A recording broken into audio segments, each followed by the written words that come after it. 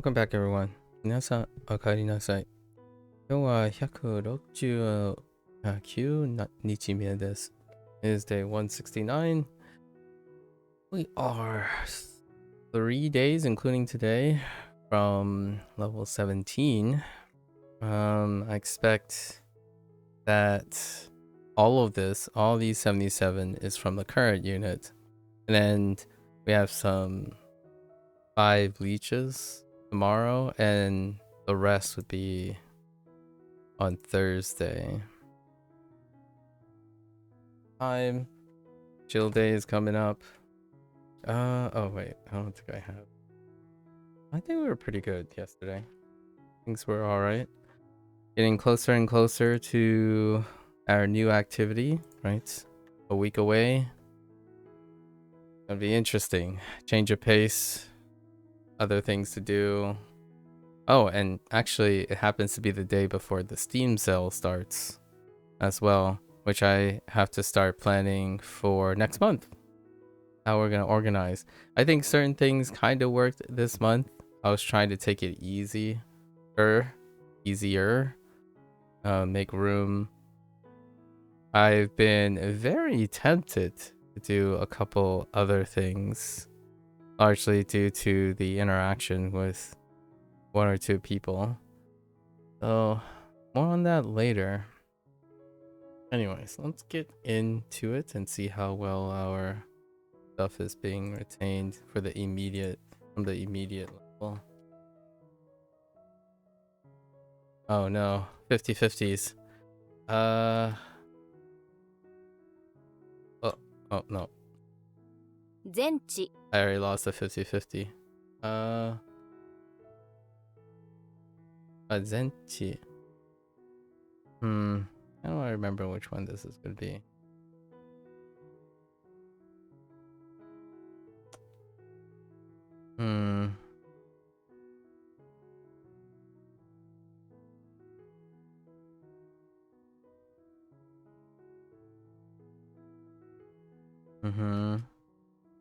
Uh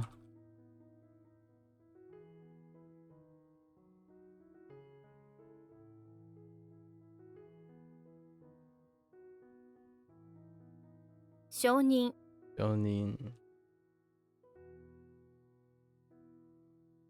箱お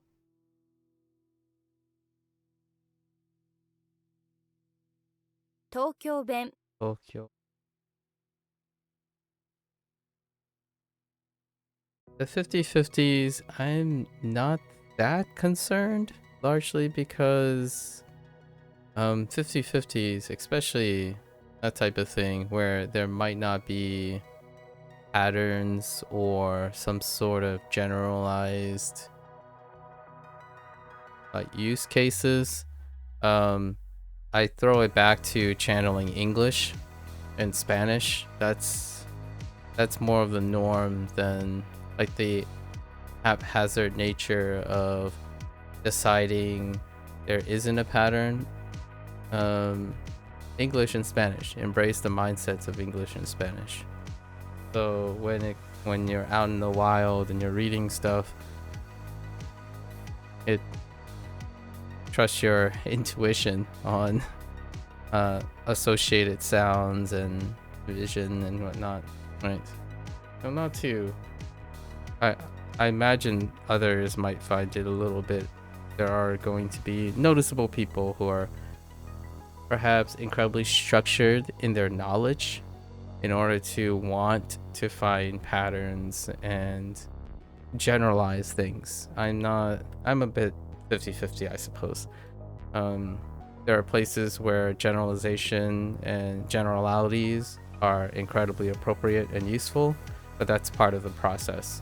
You combine generalities, the ability to negotiate and be emotionally stable and not necessarily completely reliant on generalities and generalizations or patterns as a crutch for wanting to be intellectually involved and actively participating in looking at nuances. And they start at 50-50s. Oftentimes that's where you get challenged to see how interested you can be. So, in my opinion, if not knowing which one is nin and which one's jin based on the fundamental parts, right? This situation, you can move to the next emergent level, which is sentences and or paragraphs, or move all the way to the top, which is what a lot of other people like to do, which leads to generalities and generalizations. And those generalities and generalizations get you a really big bang for your buck. You see the things as they are. And one would want to ask you, are you interested enough to break them down and look at the smaller parts? It's certainly something I ask myself each day, but I typically balance the two. Things I'm more interested in, I understand how useful generalities are and patterns because adult brain. And then breaking them down, simplifying them, not generalizing them. Simplification and generalization, or decomposition and complexity, those things aren't one-to-one a lot of times, largely due to emergence, right? Or the reliance on emergence.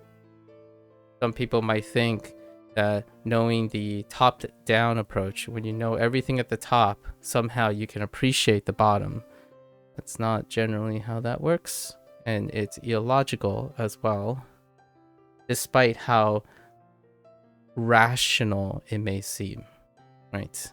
You can look at a tree and know what's in the tree, but can you really appreciate the leaves or the trunk or the bark?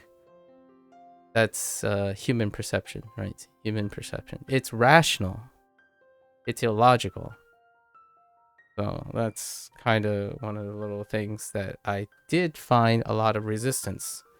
So why is this relevant? I just watched a YouTube short not long ago where someone could think in a lot of comments could think in one direction but not the other direction. Things like when you compare foreign cultural acceptance in a different country, especially the country that they desire and enjoy and look at from a distance, and then relate it to a country that they don't like, but they clearly, their comments inhabit neither of those countries, and they do not understand the nuance of either of those countries, but they speak as though they think they do. And that's kind of one of those things that become incredibly apparent when you speak in generalities while someone else who has a particular investment in one of those generalities, and it becomes apparent that that person is over speaking, right? That is the nature of human perception. You can see it as a whole, like here, or you can see it in parts, and there's emergent levels of understanding between the two, and it's very related to how you engage with your material. So oftentimes you get that comment where, why do you spend so much time making a big deal out of something so trivial? The question you may want to ask yourself when you're interested in empathizing with another person, right, is if you're willing to hear the answer and or care enough to hear the answer. And oftentimes it's the same reason that you're making a big deal of someone making a big deal, right? And also from the other person's perspective, they could also act in the reciprocal way as the other person. It's because you don't care, right? That's kind of where the kettle calls the pot black and whatnot. Hello there, Casper. Hello. I was trying to be indirect about what was in the YouTube short. It was about foreigner acceptance, or like appearance acceptance. It was painting one culture very brightly and was painting another culture that is in the video very inauspiciously. But the people who are making the large majority of the comments were people who are making double standards. So they were either familiar with one of the culture that was involved and not familiar with the other one, or not familiar with either. Generally speaking, because there are lots of red flags that suggest that they don't view from either perspective, or one of the perspectives, or both perspectives, right? Oftentimes commentary is like that. And I make disclaimers about my commentary too. Like yesterday I was playing Neverwinter, and I specifically said that I identify more likely to a particular population of the player base, but not representative of a player base that I do not have any nuance in tackling. It's kind of like saying X country are so far more polite and accepting than Y country. I'll let you fill in the blanks on perhaps your country that you view negatively, not like your country, but the countries you feel you have negative impulses and then positive impulses, and then read those comments from those lenses. Yeah. 危ない It's an intellectual exercise, not a moral one or ethical one. Like, what I mean is, I'm not talking about morals or ethics or like spiritualism, largely as a rhetoric for intellectual self-discovery. You don't have to share it with anyone. You don't have to declare or proclaim it publicly. It's something I think about quite a lot. What countries are viewed more negatively? Whichever country you feel is viewed more negatively. It's a rhetoric, Casper. We're talking about being able to introspect. Like, look introspectively. When you make a comment, do you view things negatively, and are they based on observations, or are they based on a filter lens? And the whole reason of not saying who those countries are is because it depends, and that is what the rhetoric is for. It's an exercise in intellectual exploration. It doesn't have to be countries either. It can be languages, video games, movies. The very nature that you ask me which countries are viewed more negatively, as opposed to asking me what countries are viewed more positively, is also something that informs me of people's behaviors.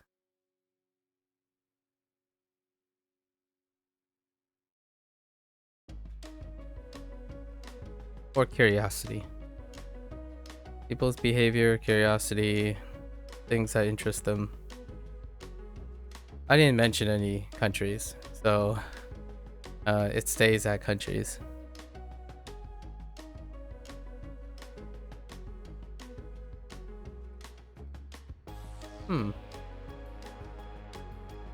Hanshin 辞典 E10.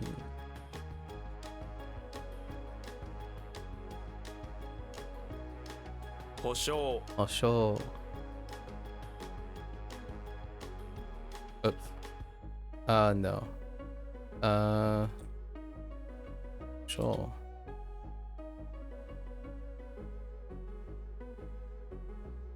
That's slightly off. I need to look at that next time.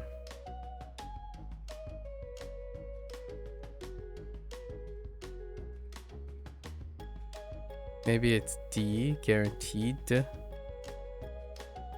Huh. 幸運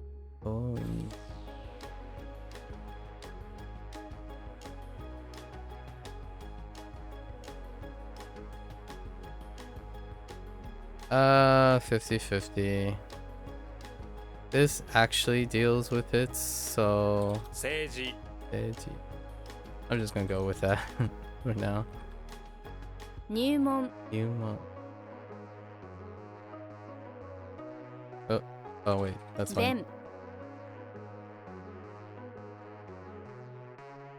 弁弁当 Bento.「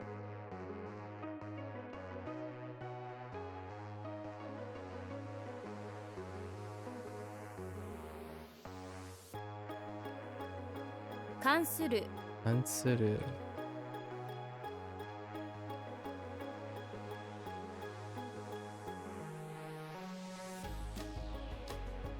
What? Oh, 教科書 typo.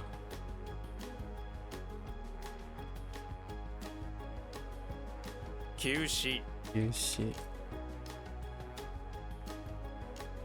休校 Yuko.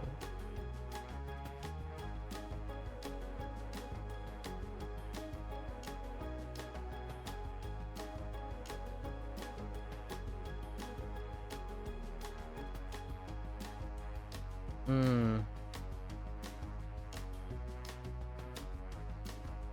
Oh, now I'm hyper focused on Sutton. That's not good.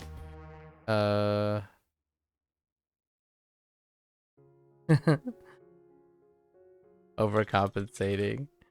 Let's see. Oh, 留守 this. This.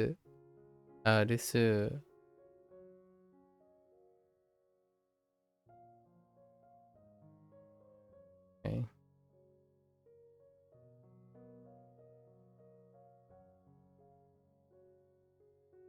Oops. Wait. That's fine. Ah! 古典的 Enteki. Frequent typos.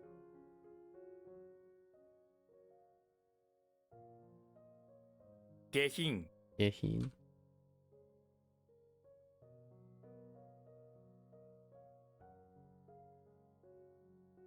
企画 Kaku. お世辞 Oseji. Hmm. Oh, right. So, right. I need the other thing, right? Oh no, this is just weird. How is this weird? Right. Yes. Yes. Oh, oops. 荷札 Buddha.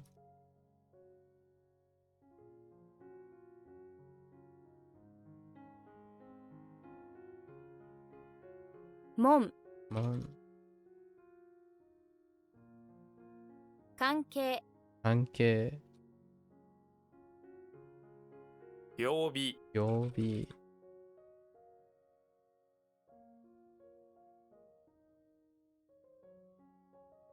専門 Senmon.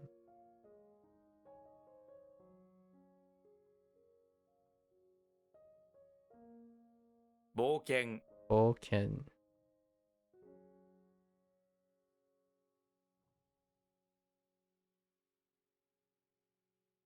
不幸 Oh.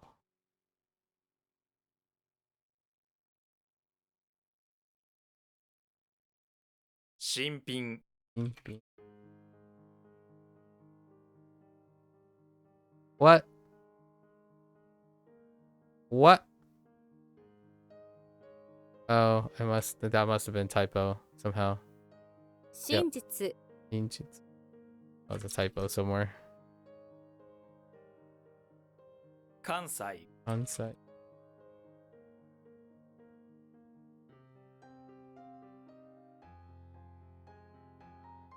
Ah, 特急 so cute.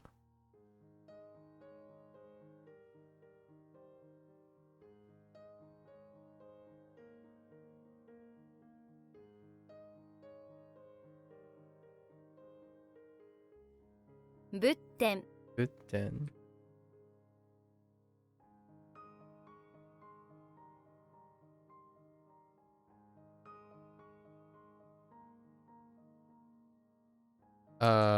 Nope. 笑顔 Egao.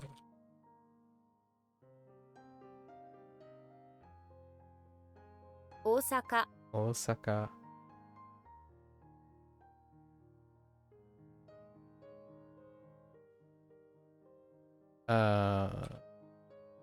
存じる Donjiru. And this is slightly different too. Right, so we covered that up a little bit for now. 商品 Shohi.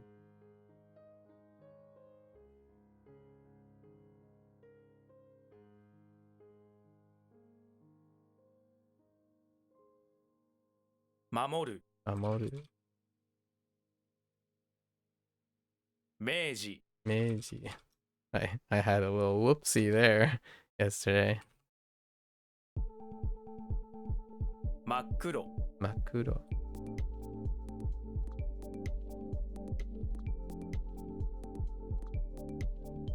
保存 Ozon.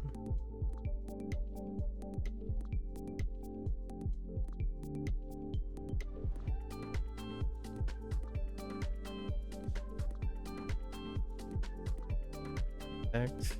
Oh, wait. No.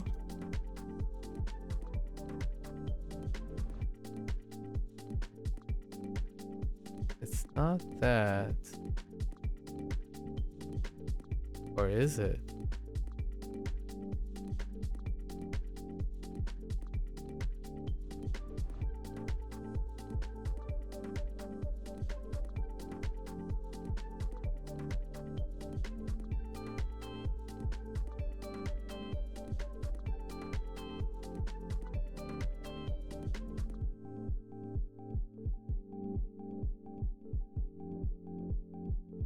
What?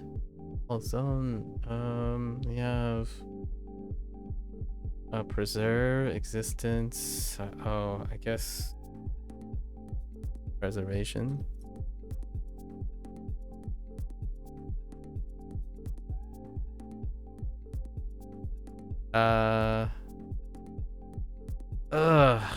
Luck again. Oh, 証 Akashi.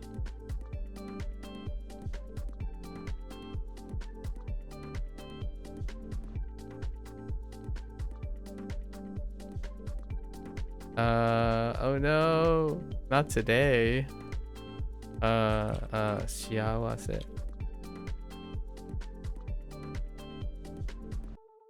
幸せ Shiawase.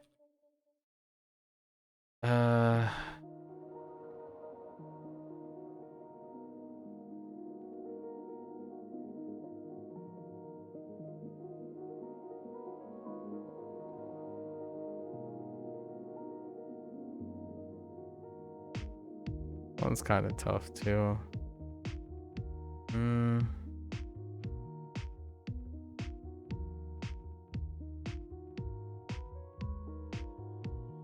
Yeah, her. Oh, Isoku. 急ぐ What out? 笑う Nimotsu. 荷物 品 In. Oops. Good. Uh. 急に Uni.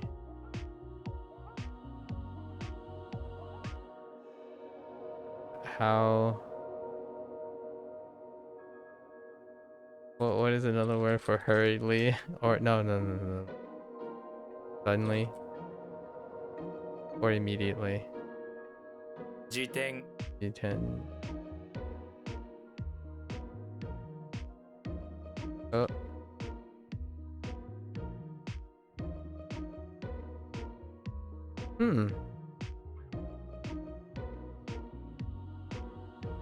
That was not 幸福 Tofugu. Tofugu. Um,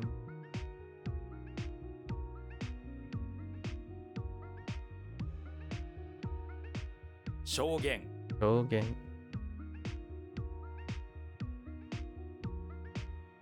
富士 Fuji. Ne?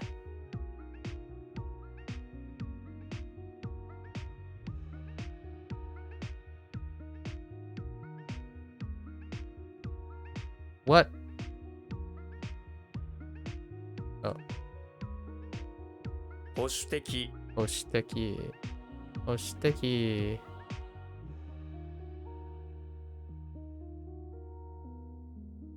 Oshiteki.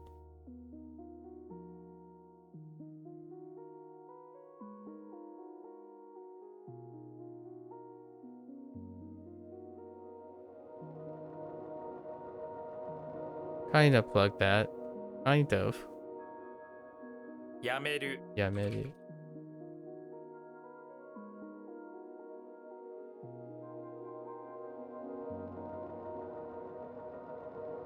辞書 Isho. That takes me a little longer than I would like. 急 You.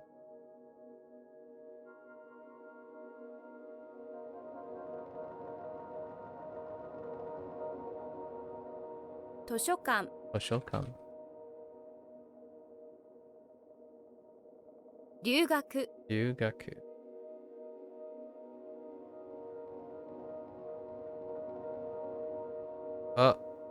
What?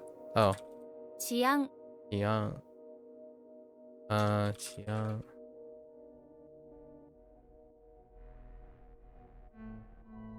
Okay, no rhyme or reason really. 辞典 Jiten. 書く Kaku.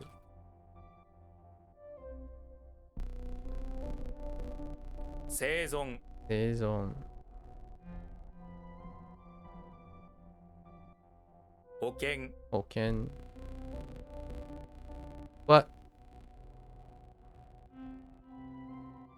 Oh, 写真 I see. 危険 And mm,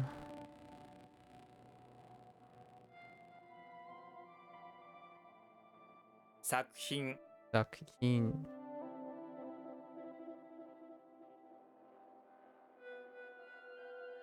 関心 Anshin. ゴミ箱 Gomibako.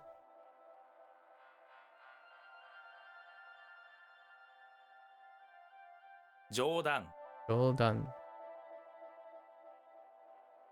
証明 Ome.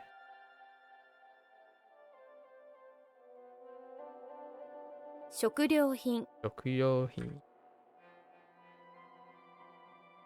Alright. Not bad.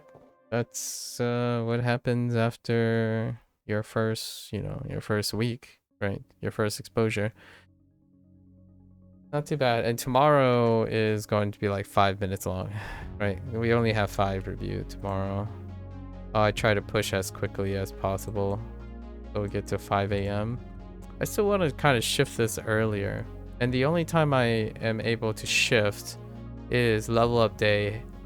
It's the couple of days after level up day. So we kind of want to shift in an hour or two. July is approaching. It's quickly approaching. And then we also have to liberate some time soon. Less than a week to adjust a little bit. Yeah, tomorrow will be 5 minutes long, something like that. That's usually the case the day before leveling up because the timer is greater than 24 hours.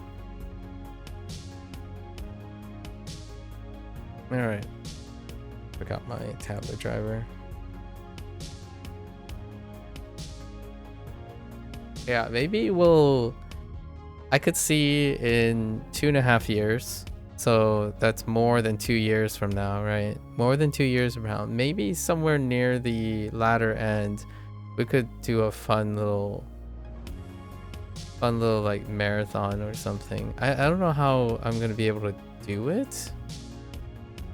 We can introduce a script or something, I suppose that would. Oh, a marathon. Maybe we'll do like a counter using extra studies, or maybe like a. Yes, there is a script for it. Might be able to do like a session where we blitz through and see how quickly we can bootstrap through vocabulary or something interesting like that. Just to sample every. So, because there's gonna be maintenance, right? But that's not for a while. I got like 2 years to determine how I'm gonna perform maintenance. The burn thing might be considered one of the early stages of maintenance. So this on June 25th is going to be some of the first initial steps towards establishing a maintenance protocol for this particular thing.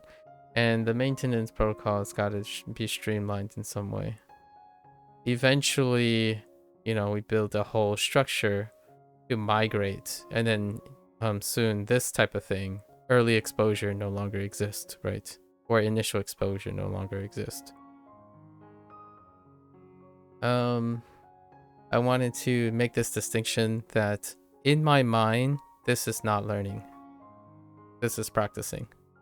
So WaniKani, the way I'm interacting with WaniKani right now, on lesson day, on level up day, and then secondary level up, or like on level up day and the following peak day, right? Which comes after 5 days. A level up day and post 5-day peak day are the days where I'm actively learning. So it involves exposure to new content. Now, on every other and all the other days outside of it, it's like 80% practicing and 20% feedback. And that feedback is considered learning, but it's tackling a different type of skill set most of the time. The practicing does lead to learning, but it's leading to learning in a different way, like collecting data, introspection, right? Things that I'm keeping track of in my mind. Like, does this feel good? Okay. So I am still practicing that, but from time to time, I'm largely collecting data. Filling it out, taking records, recording. These are new things. With every new video I record, I'm actively consolidating new things. They might seem like the same thing, but they're collecting data of a bigger whole. I'm making observations as I'm going. So, not the same skill. So whenever someone asks me, do I ever use, like, being pedantic again, for that one person who believes that they don't count using the things they learn because their field of view is incredibly narrow, that's perfectly alright. I can phrase it that way. In terms of Japanese, I only learn 2 things, 2 days out of 11 days on WaniKani. Like, strictly speaking, if we had to boil it down to the definition that other people think when they only make room for a singular goal or a singular task because they're specialists, they want to become specialists, I suppose, or they think like specialists. I'm a holistic person, so I tend to think generalists. Most of the time, I'm practicing other skills while we wait. WaniKani, memory and repetition is not part of learning for me. Learning is when you get the first exposure. So WaniKani only learn 2 out of the 11 days on average. Hanzuhiro, we learn every single day. Every single day is a learning experience. So Hanzuhiro requires a different mindset and different management system. And then Duolingo is for Japanese, which is today. I yapped a little too much, so we gotta push that.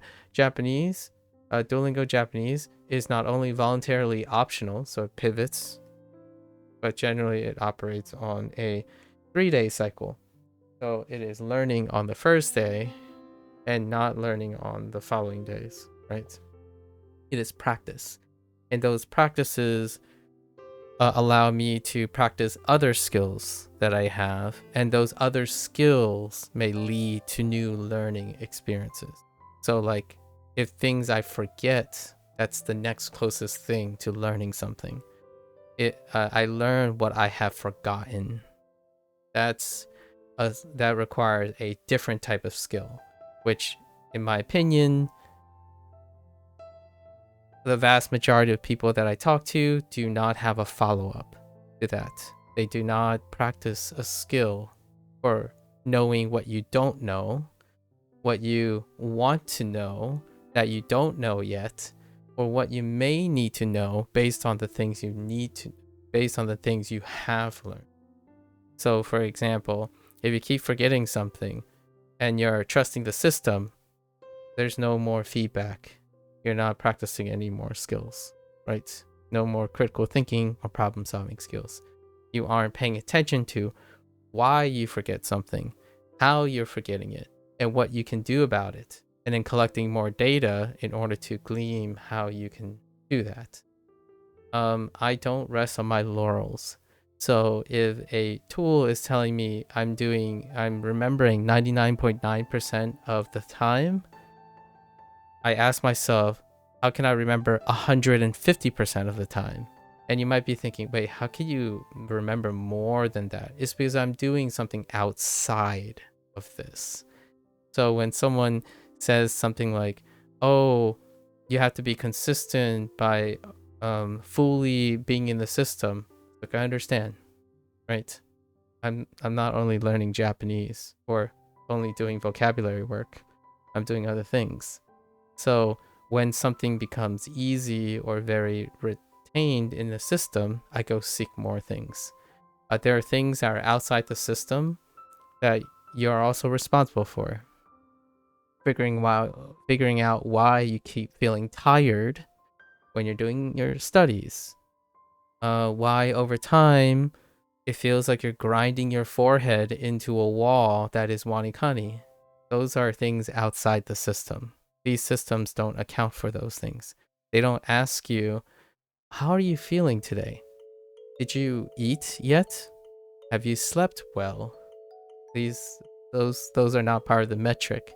And oftentimes when I hear people say, this and that won't make you successful, it's largely based on a narrow definition of results per time. So if you can get within a year to JLPT4, that somehow is better than getting to JLPT5 only in a year. And I'm like, well, what other skills are you developing? Now, it would be true that the method for JLPT4 in the same time that it gets you to JLPT5 with method B is better than the other if you're assuming that in the process of doing either methods, you're not developing any other skills, right? You're trusting the process. You want to turn off your brain. Ironically, you want to turn off your brain to any other potential skill development while you're tackling the singular skill you're working on, right? And that can lead to great specialization. This is provided that all the other skills are not so weak that they impact the success of your specialized skill, right? A great example is someone who is fantastic in running and their career ends in a year because they didn't know how to take care of their body. Taking care of their body is a different skill set than running fast or running as much as possible, right? So that's kind of one of those things that I like to highlight over time, largely because when someone says, take your time, breathe, learn to manage time schedule, take care of yourself, and then form a habit, all of those other things that person said is not a secondary, it's not a secondary thing to the specialized skill you have. If that advice becomes useful for you, it also should ring a flag, or signal you that those other skills are so weak that they are preventing you from specializing, right? As in, a lot of times those other skills are sufficient, as in they're made sufficient so that when you tackle a product or a task, they don't prevent you from succeeding. So if you can eat healthy enough, you can continue to do your studies. If you can make enough money, you can continue to do your hobbies, right? So often there was a time when all of these things are already there. Like, they are people, humans, when they grow up, get to their 20s and their 30s, they're often well-rounded enough that when you go and put your mind to something, that saying, if you put your mind to it, you'll make it work. I think nowadays, if I had to reflect on how society has changed, hyper optimization and specialization have now made it so specialized that there are individuals who have weaknesses in those skills that are often assumed to exist already, especially when products like these come from individuals who already have these skills in line, and yet they still fall by the wayside. Like, what's a good one? WaniKani, there's a clear indication that at least some of the staff members are burnt out. Like, it's been over 11 years. This product has been developed over 11 years, and you can clearly see that it's not a scaling problem. A lot of times it's the people's mental health and ability and motivation to continue to produce a product. It's 11 years. That's fantastic. They actually haven't even gone beyond this, right? They haven't expanded to other things. So the mental health and all that, it is very important even after you push the limits. So occasionally you need to maintain those skills, and that's kind of what I'm doing here, right? I'll give you an example. When someone told me, maybe like, I'm gonna say, in the first 4 months when I was learning Japanese, I started with Japanese Duolingo. Their first comment was, yeah, Duolingo just drip feeds you these things. It takes them so long, it's so repetitious, it's boring. And then in reality, when someone said, oh, but SRS, they're faster. I keep learning new things, and I keep moving forward, I keep making, and my first thought was, I wonder if that's true. And then the idea of WaniKani was brought up, because WaniKani is Anki adjacent, right? And I look at it, and the pace was not only methodically spaced out, which SRS is, it is filled with repetition. As in, the way I interact with WaniKani is even less stressful, or even less distributed than Duolingo. And someone's like, well, Duolingo is really slow at introducing kanji. Yes, up to a specific point, but you haven't done Duolingo Japanese course up to the point where they did, because the last unit, for example, in 3 days, I was responsible for 2 times the volume of this level 16. So in the long run, when one does not view things accurately in the sense of defining them, it can be willy-nilly. You did not define what is constitute as learning or exposure. How many new details are you responsible for? And what is considered new? For me, I have a very strict definition, and I can define when I am learning and when I am practicing. And the nice thing about that definition is that then I can work on them. So how do I work on practicing? My mindset is very different on today. Like today, my mindset is very different from 2 days from now when level up day happens. There are very different skill sets involved. And this is what people think is high pace and they're learning a lot. When I look at Ankis, like Anki streams, because people love to indicate Anki, it's very much similar thing. It's actually well paced, exceptionally well paced between practicing with repetition and learning. So it's very helpful. I would like to say it's quite helpful when you understand what is the new information that you're accounting for. So what type of practices and skills do you have in encoding the initial exposure? What are the characteristics that make you remember a detail the first time you see it, or maybe within the first couple times? So like for me, WaniKani gives you 11 days.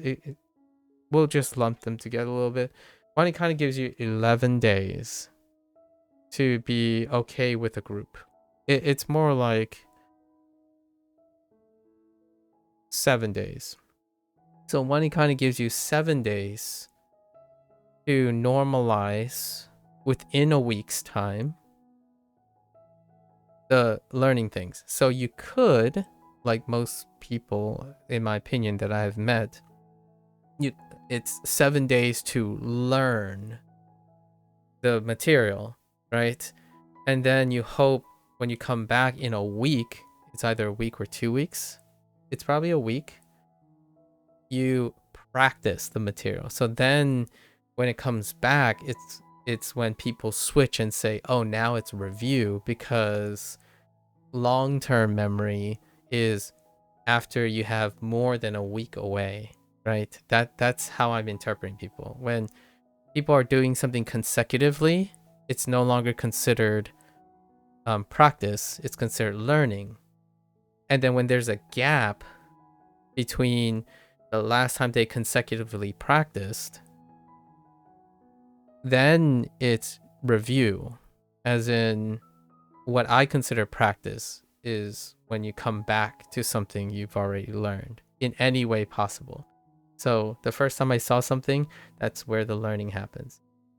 Tomorrow, if I do the same thing, that's practice immediately. And I focus on, okay, so what have I forgotten? Because this is practice. The most important aspect, or one of the greatest, like one of the areas I can improve the most when it comes to practice is, what are the things that I do not know anymore? I have forgotten, or what nature of my encoding was weak, so that, right, like you can extend from that. But usually I think when people think about practice, they wing it, or they rely on intuition, and that works, provided you have other skills. And what are the other skills? Discipline, due diligence, scheduling. And if you don't have those things, it's nice to have an SRS system. The SRS system will not only tell you where your lack of discipline is, it will literally do it for you. So you will no longer ever develop those skills. You don't develop scheduling, consistency. And the one thing that I would like to say about not being able to develop or practice scheduling, due discipline, consistency, and whatnot is that that for now is one of the hardest skills to acquire like naturally when you're using the internet or technology. How do I know or suggest that this is one of the hardest skills? to acquire. Typically, when you lose that convenience, it is the most emotionally dissatisfying and abruptly terrifying feeling you get most of the time. So ask yourself, when something is lost, which one is most devastating? I think the most devastating things are the ones people are the least aware of and they practice the least. So what can you remove that can demonstrate my point? Remove the live service platform that you're using right now and see how you feel. If you're devastated and you just suddenly have no idea what to do with your life and fill your gaps, it's because you no longer critically think about it. What does that look like? Shut down, uninstall your TikTok, uninstall Fortnite, uninstall Roblox, uninstall any live service game you have made, like you have played for more than several years now, and then see what you can do with that time. And it will be very, very hard at first to fill that time. But that is one of the skills I can illustrate without having to know someone, in order to demonstrate that there are significant, very, very significant deficiencies, but they are traded off because technology has made it convenient.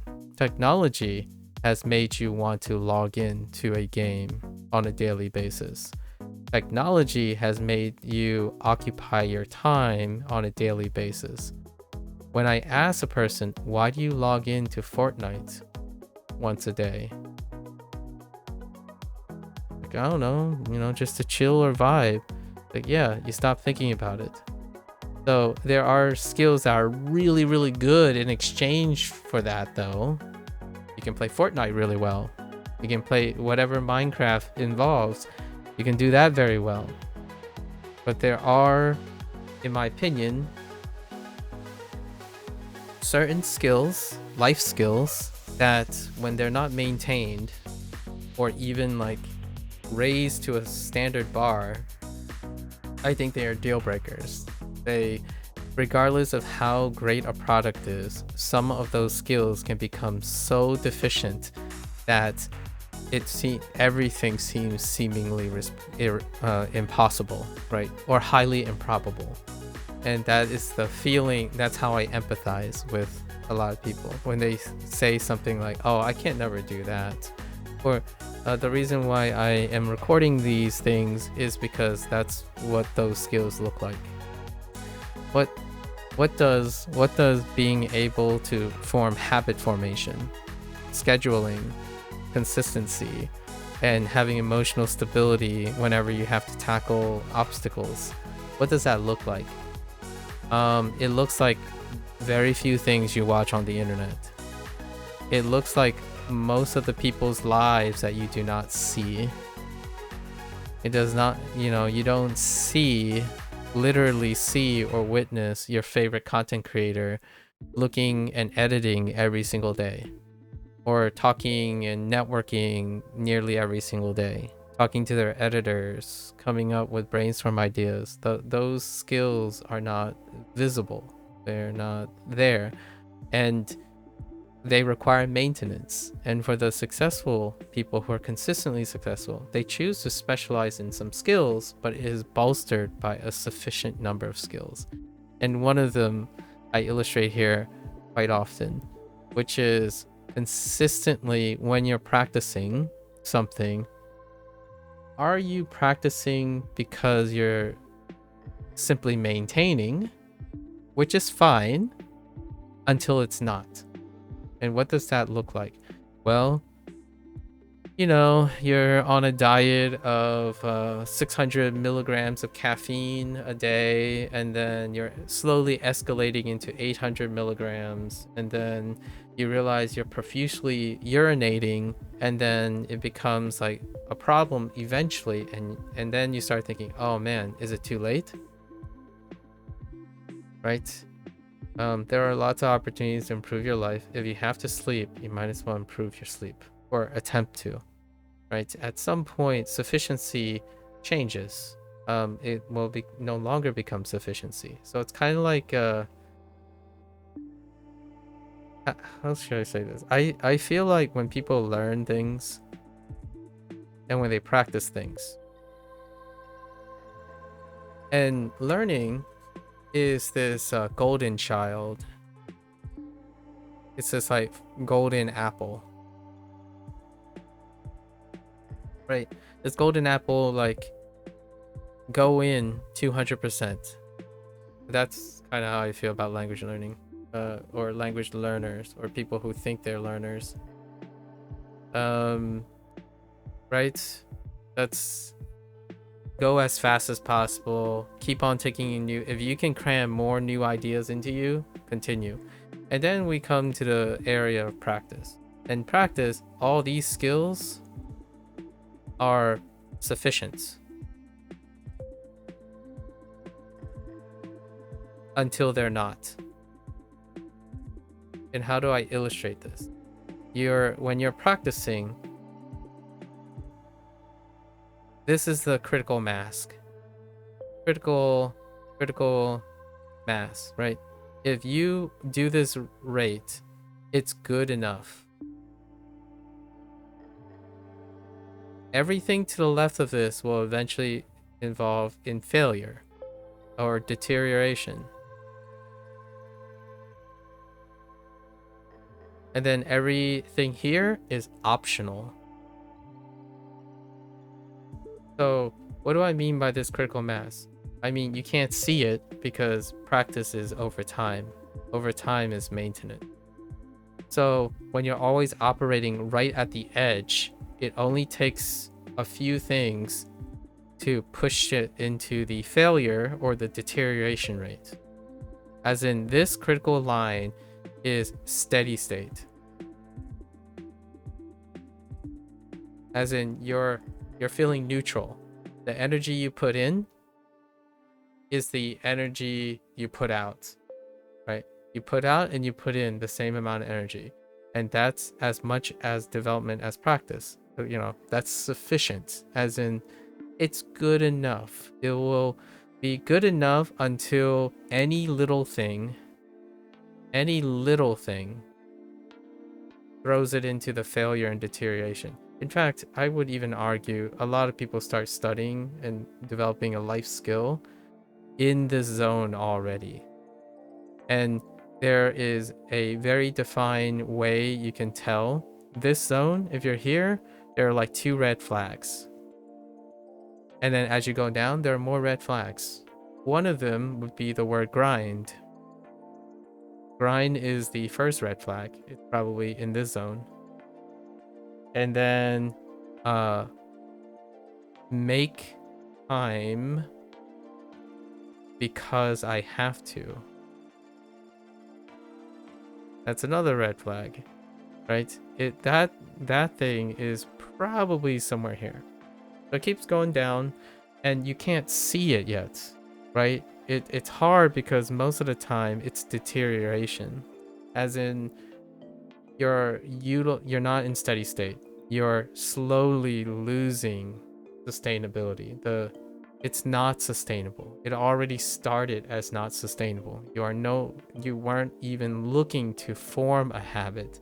You thought you wanted to make a habit, but it already had red flags. And do you see those red flags? In my opinion, that's one of the largest problems with learning a language as a life skill. Now, some people like learning language not as a life skill, as like maybe a 3-year project, and they're not intending to maintain it. That is actually quite healthy. That's appropriate. If you're not expecting to maintain it as a life skill, then regardless of the deterioration, at some point you're going to stop. You don't plan on making it for life, right? Life is when you start thinking about the optional things. So for me, to illustrate where I usually am, I usually have plus 30% leeway. It's an arbitrary like relative, but I try to operate not so close to steady state. So what does that look like? Day 1 is my norm, right? So is my norm, I have to determine what 0 is. When I start on day 1, I know, oh, can I do this for the next year? Right? For the next year. I start knowing I can do something for a specific number of years. Now, it can be very tough when in the beginning because you don't practice the skill. Like when I say you, I'm talking to anyone who feels this way, or how I'm classifying it, where people are focused on learning, but they're not focused on maintenance or practice, right? Those individuals. So you start at steady state, as in, I tell myself when I started WaniKani, I could do this for 2.5 years. Period. It's not going to deteriorate. I have the ability to complete the WaniKani course. That is bare minimum.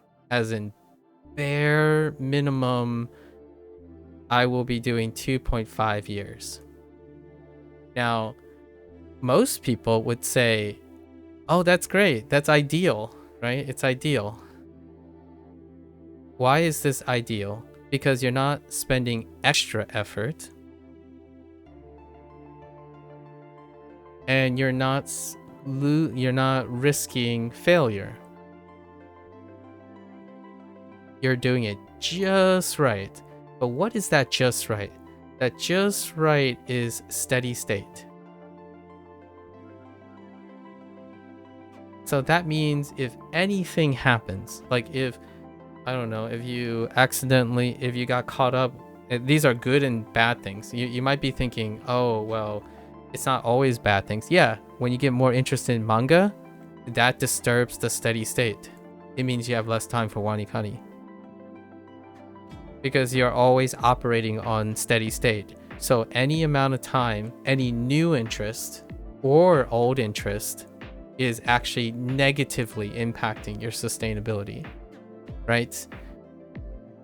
What does that look like? Someone using WaniKani for 3 months and realize, hey guys, something's wrong. It feels like WaniKani, every day I'm just spending on WaniKani. I don't have time to enjoy anime or manga anymore and whatnot. It's because the mindset started with not making time for those things in the first place. Now hear me out. There are plenty of people who don't end up in those situations. And I would like to say one of those people is me, right? But that's not because my mindset is the same here. It's not. It's very different. On day 1, I need to establish a steady state. I start there. Now by day 100, this was my day 1. But I spend most of my time now over here, which will just say +5 in day 100. So now my routine compared to my day 1 is that I'm even more efficient every single day.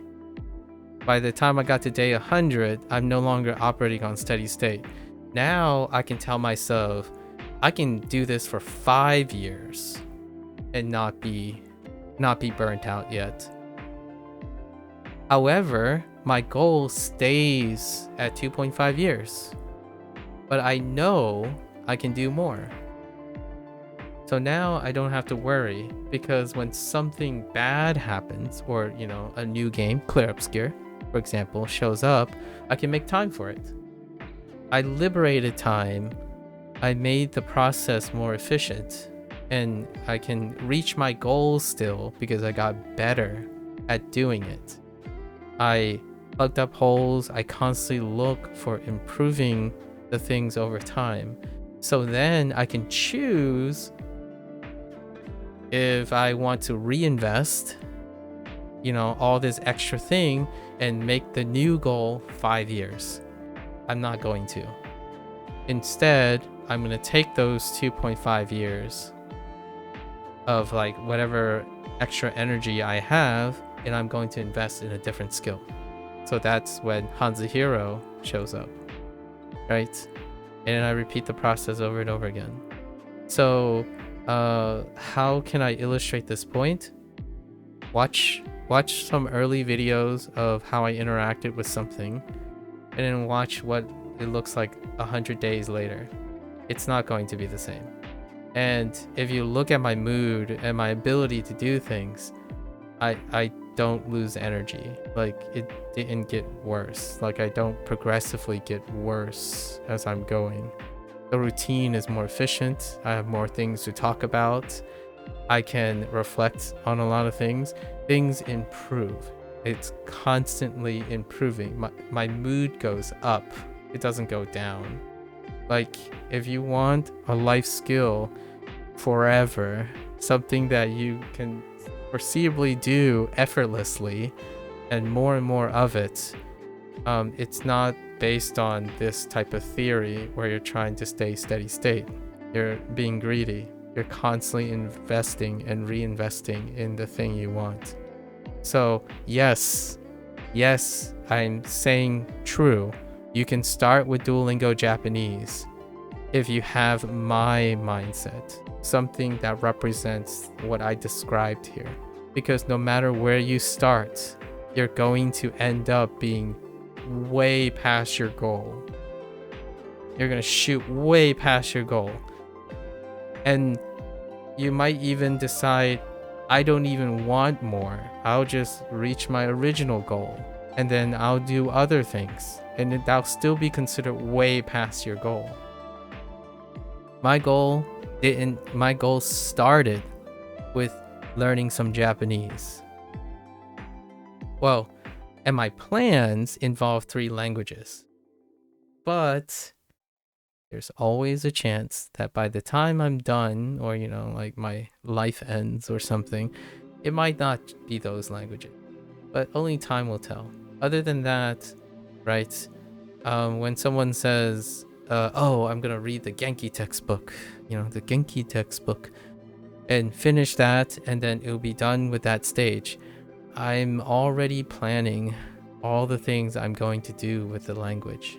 Like, slowly, I'm putting in the foundations for the future. And how does this relate to my digression now that started all of this? I'm already putting in the work to set up how I'm going to maintain WaniKani's content in my head. Like, how am I going to do maintenance? So it's coming up. I plan, I work. I plan, I work. And then occasionally I learn. Then I use that to plan and practice and then plan for them. So much unlike that person that constantly says, "Oh, I only consider certain things for use," which is helpful for me because now I know what they consider as using their knowledge, and it checks out. Yeah, they don't use their knowledge. They don't use the things they learn right away. I try my best all the time. When I learn something and you need to retain it, you use it, you apply it. Not in a singular one-dimensional way. I disagree with people who believe that you compartmentalize things and that limits the way you can use the information you learned. Now, it is great if you only count the singular goal. So if your goal is you only want to speak Japanese, when you learn Japanese, then know that realistically, that is the only skill, and all your skills that you're involving deals with that. And that's fair. I also see from the outside that means you're only going to care about Japanese. You're only going to care about Japanese culture. And over time, your skills in relating to other people who like Japanese culture, but not want to be Japanese, those skills fall by the wayside. They require maintenance. And if you are aware of that, then emotional stability is intact, and you might be able to continue to improve and sustain. I don't think that's the case for many of the people I meet because they only talk in one direction. As in, they can only see what they don't want to do, and they can only see what they want to do, but nothing in between. So when they talk to me like, oh, yeah, you're just wasting your time. This will keep you from truly understanding Japanese or something like that. I'm like, all right. That only reveals to me that they don't see what I'm improving. There's a reason why I can continue to hear those people say, like many of them actually, the vast majority continue to criticize, like, oh yeah, you're gonna quit in a year because you're gonna realize that you can't speak Japanese yet, and you like, yeah, of course I can't speak Japanese yet. Like, I have no problems with that. I understand that if I don't speak Japanese and I don't listen to native content enough or converse with someone who is a native speaker, you don't develop that intuition. I understand what you're saying, but you have no idea what I'm doing, right? That's kind of, with all due respect, right? There is only a one-way exchange of information here. I reflect on the things I do and what they can produce for me. I'm in no way disagreeing with you because I'm not doing those things. So when someone comes in and say, "Oh, imagine you when is Japanese subtitles when?" right? And I'm like, "Well, I haven't done this yet. I'll work towards it at some point." But when would be interesting. Can you see the steps I'm doing to work towards that? Maybe. Right? That's probably where the big dissonance comes from. Where when you talk, it seems like quite one of the biggest flags that I typically look for is if I show interest in that person's goal and I share some ideas, are they open to those ideas? If they are, which typically happens, by the way, and then if that sparks any interest on why I do things that they may not want to do or like to do, would they be interested in hearing my spiel, like this spiel about enjoyment and life skills and sustainability and habit formation? If not, then that's kind of where it ends. I profit, in my opinion, from other people's ideas. I'm only going to share anything I know when I understand that the other person is amenable to it. I myself try to stay amenable as much as possible. So any critiques and whatnot, they will be taken to heart. They will continuously be part of these type of spiels that I have. Like, I haven't forgotten that particular person who spent their time checking in on me to see if they're right. Well, the time you spend checking in on me to see they're right, regardless of what I do, they're gonna think they're right because when we talked, nothing changes when someone offers counter examples. So this person will continue to believe that they're right regardless of what I do. So I don't spend time having to worry about that. I use it. I use it as an example. I profit from your presence because I'm holding you accountable just as much as I'm holding myself accountable for everything I say and post to YouTube. This is my accountability. I think every day about the things I didn't say, as well as couldn't say, or things that I do say and have said, right? And every day you work on it. So I don't operate on idealism. I think this is probably one of the biggest crutches. I would say one of the top 5 biggest crutches to people's mindsets when they talk about habit formation. Habit formation, consistency is on a knife's edge all the time, and any destabilizing factor throws it off. Like, when was the last time you think about, I'm gonna start running every day, right? So you start day one and you push yourself to the limit, and now you're on the knife's edge. Tomorrow you get in and you're like, now you're slightly below the knife edge already. So you try to get back to knife's edge, right? Here's what I think about people's habit formation. You have a new skill, and specifically we're talking about someone who believes it will become a life skill, as in something to maintain for the rest of your life.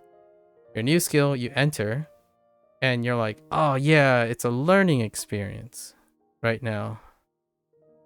So you start in your discomfort zone and you push up to the knife's edge. This is critical line, right? And then the next day you're recovering, and then you still start somewhere here, but there might be an improvement, right? There might be an improvement. So you're gonna push up to this edge again, and what you hope is after a week you've pushed so hard that you finally reach sufficiency. As in, now you can kind of see yourself doing it for the rest of your life, provided nothing else happens.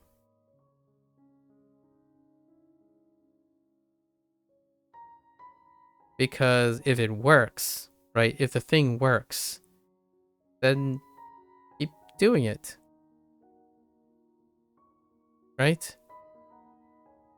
But here's where it ends.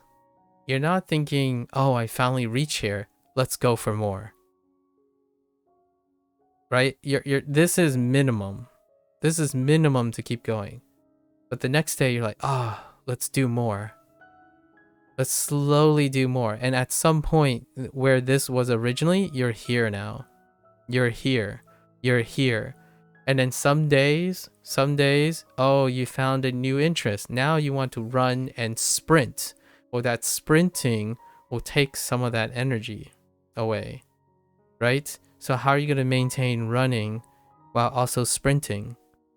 Well, if you consistently talk about making room and adding more things, you're going to have room for that. But instead, I feel most people think 0. This is 100% of their upkeep. And when they want to create a new life skill, right? As in your life. Yeah, our daily bot, indeed. Roka. So, our daily life, right? Your life skill is 100%. Your life is 100%. So, whenever you put everything in at 100%, you got to start liberating. Your efficiency should go up. But in my opinion, most people stay at the same efficiency. And I'm not talking about performance here. I'm talking about the allocation of your energy. So you want more skills, right? Like, you want more life skills. Do you have room?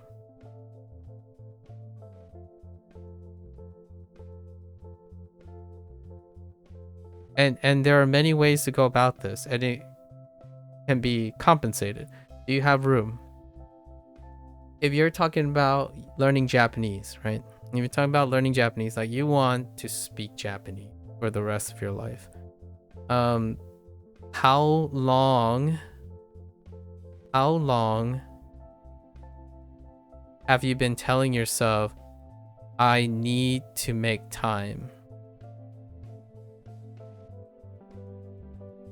Or you need to do something?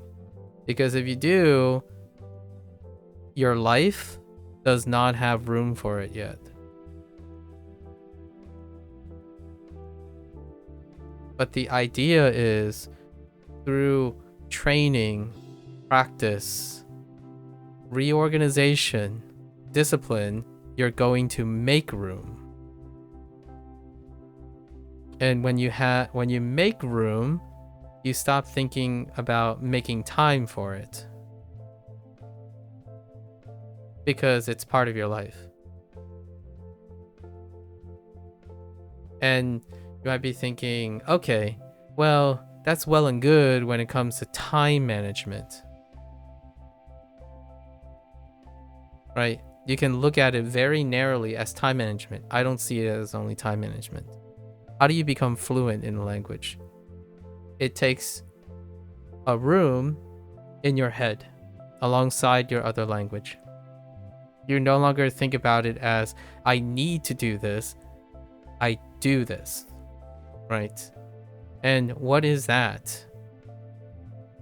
Habit formation. When something becomes a habit, you no longer need to do it, you do it. Now, you might be thinking, but I often think of habits as things I need to do, right? Need to do. And yeah, it's because it's sustainable.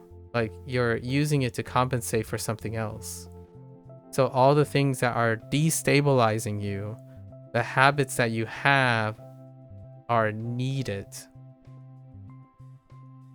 What are things that destabilizes you? Getting older, so you need to eat better. Because the steady state keeps shifting, right? There in life, there are lots of things pushing you back. So the question is, are you constantly pushing over? Like, I don't stop trying to be healthier. I slowly keep trying to normalize. I keep doing things to be healthier over time, because I know that things keep pushing back. So when you're studying, for example, when you're studying Japanese, if you think that life isn't gonna push you back while you're pushing forward, or it's more like while you're maintaining, that is a very, very poor, in my opinion, poor, naive understanding of the human condition. Human condition will push back. So what are the things that most people may have to tackle when they're studying? Boredom, lack of progress, stagnation. And it goes a lot deeper, but I'm being a little bit reductive so that I don't end up like speaking to myself, ranting to myself for the next 3 hours.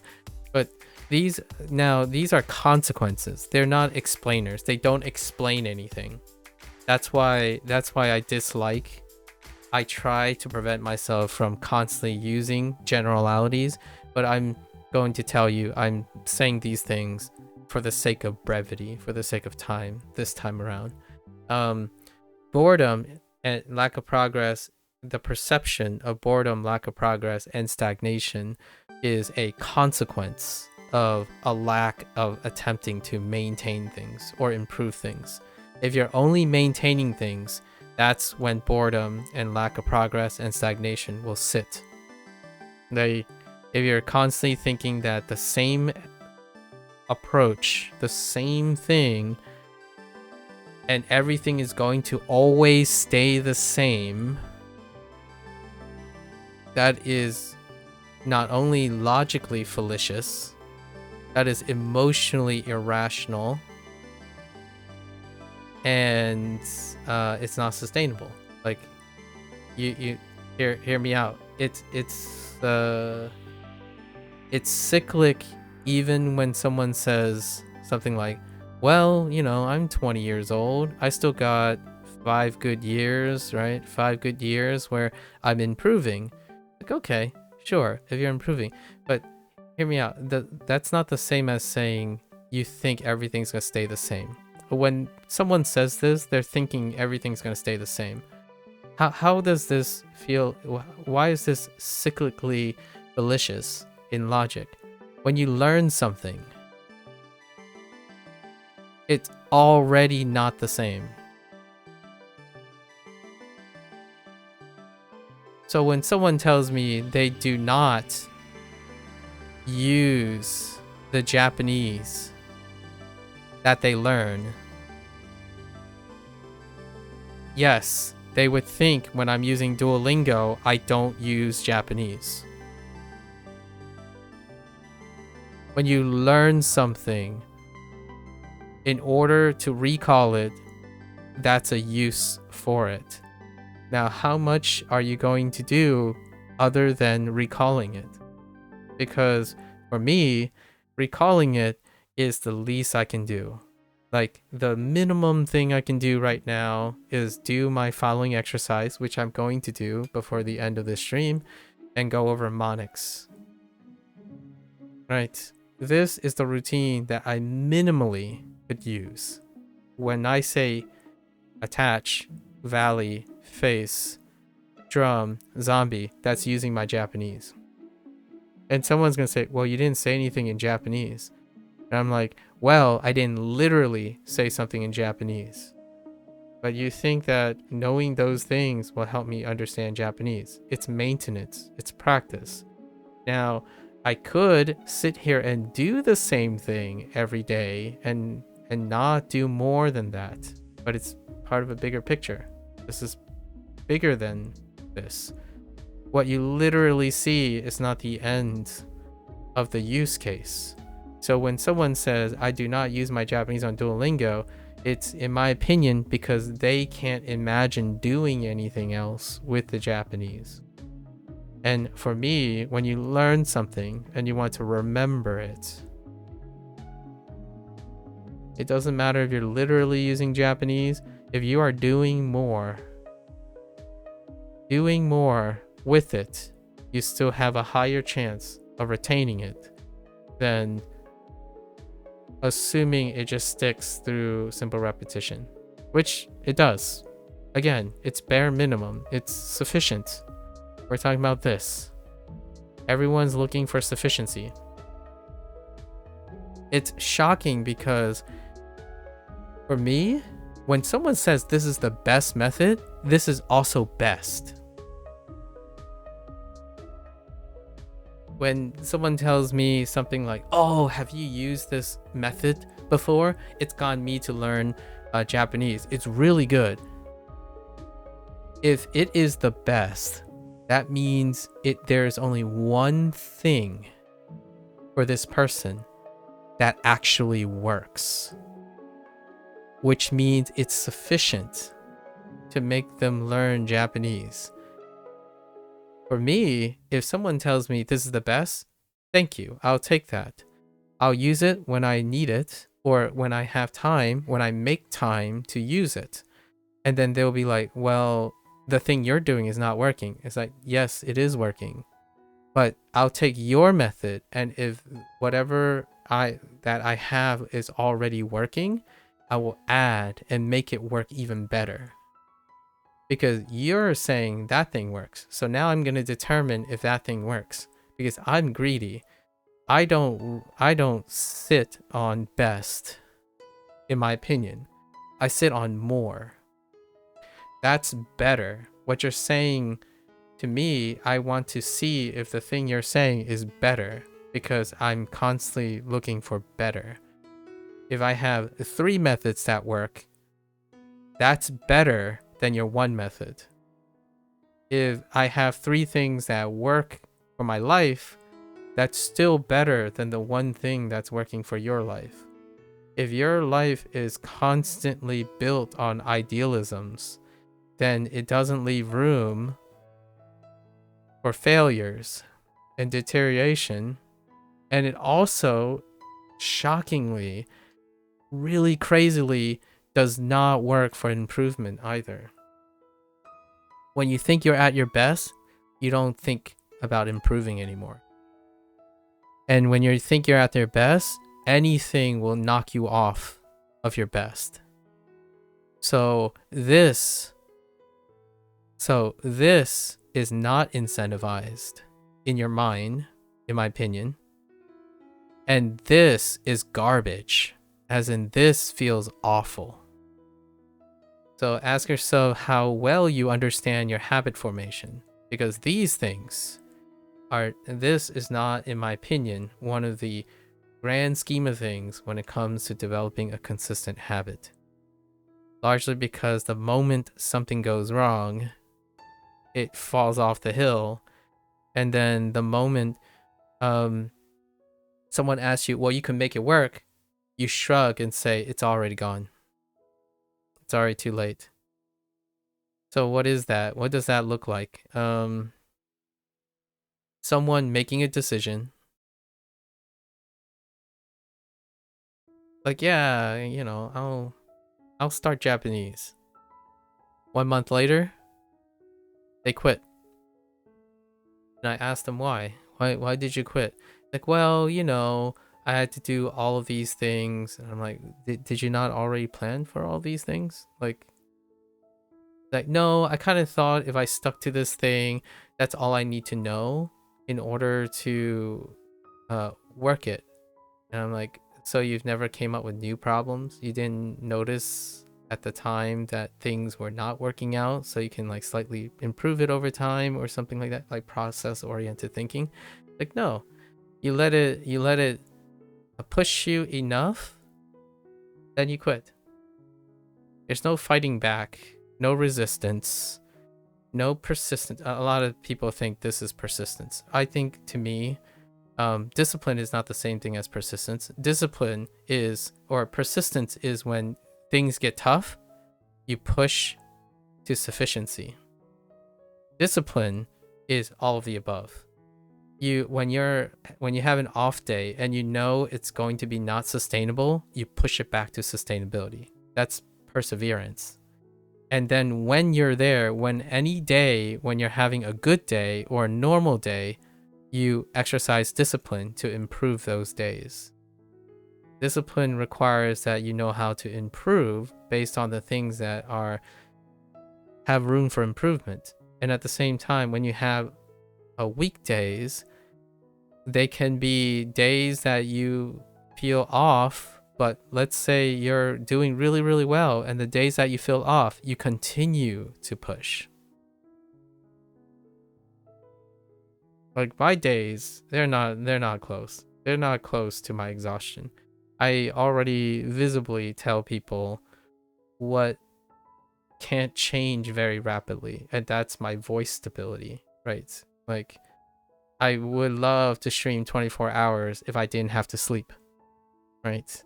There are things that are incomprehensibly not being able to be substituted.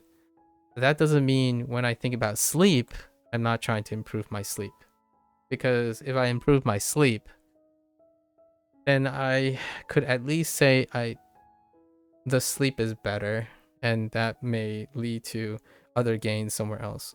So squeeze, improve, but oftentimes this is what I mean by I'm practicing. So we'll go back now to the original thought. Most of the time when I'm learning, it means it's the first time I'm getting the information. Right? And ideally, we can all hope to be geniuses, and that after the first exposure, everything else is practice. This is not the case for me. I'm not a genius. As far as I know, I'm not a genius. However, I treat it as though it is practice. Because now I know I should know some stuff. And then what I should know, I need to pay attention to what I don't remember.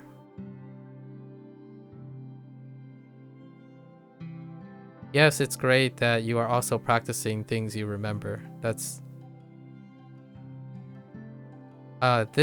is lower effort. Just remembering the thing. So yes, it's great to just remember the things, but in order to increase the effort is, how do I use it? right? So now not only am I doing other things other than just remembering, I'm also focusing on, oh wait, so what are the things that I forgot? How do I work on that? And then the things that I remember, how do I slowly improve the use case for the things I remembered, right? So that involves explaining things. It involves everything, like video games, whatever downstream you can have, right? And for me, I think people stop at, you learn something, but it's based and locked by, I don't know, a tool, some arbitrary metric most of the time. So, to me, when you are doing this,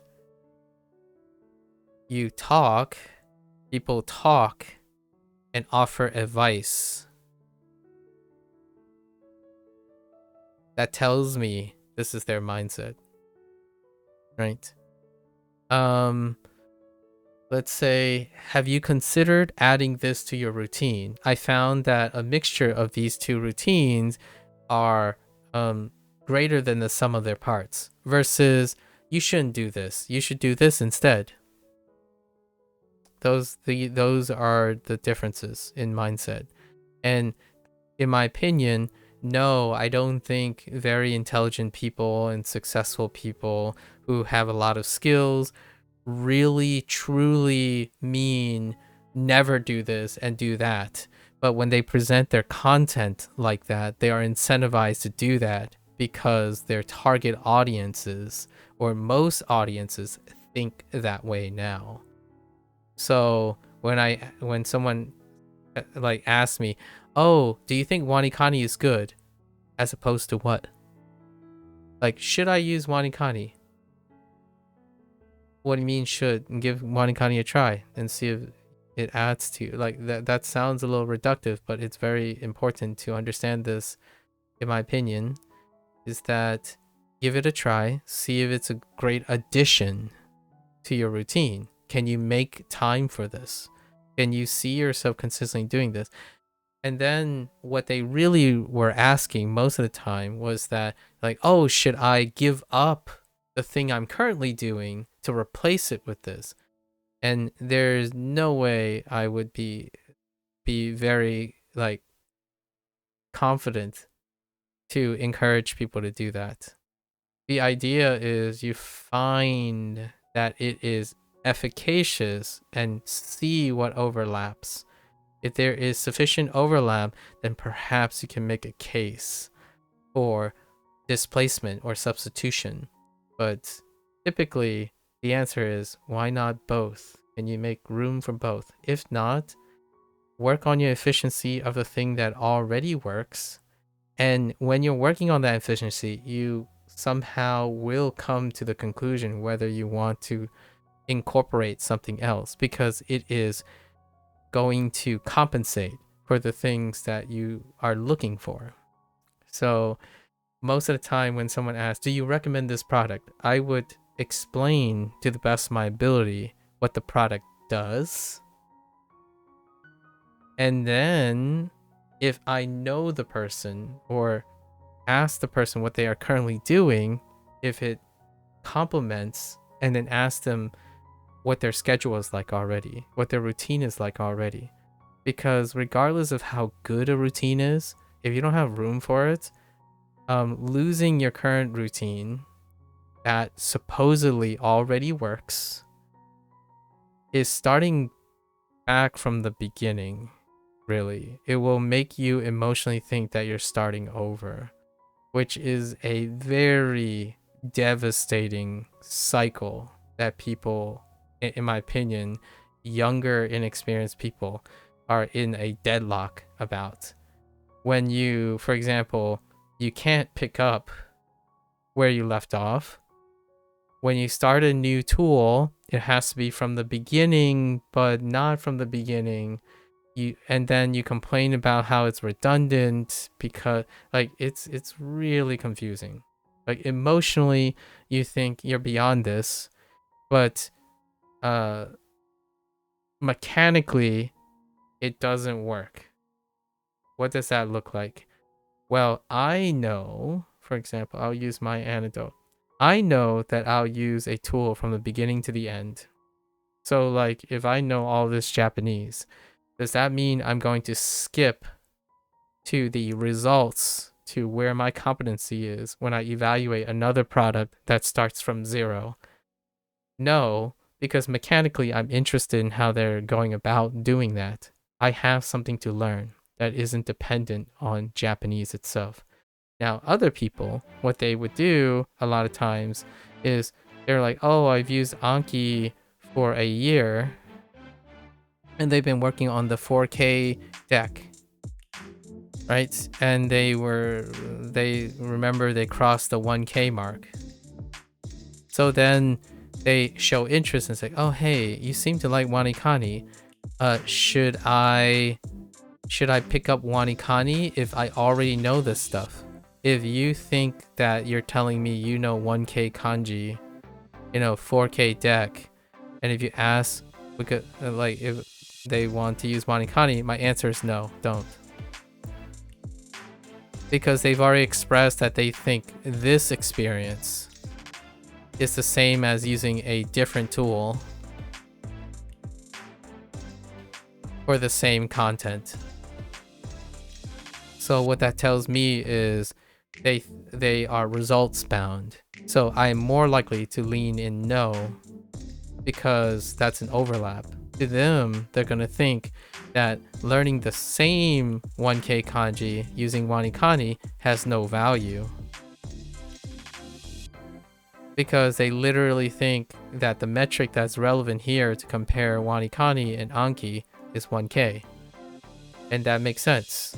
That's how people view Duolingo.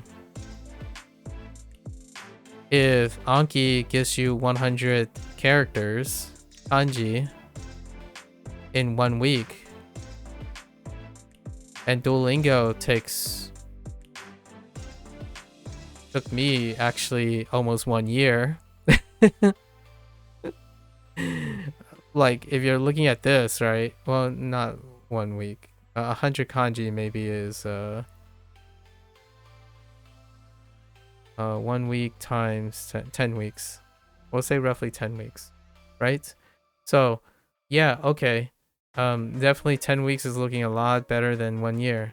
Like, yes, it would be if that's the only metric you're looking at, right?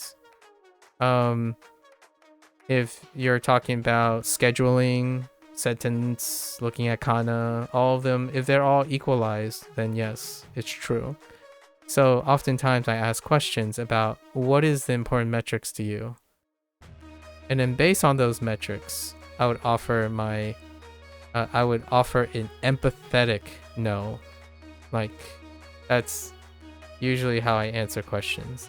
So for myself, why is that important? Because it's important to me when I'm doing this.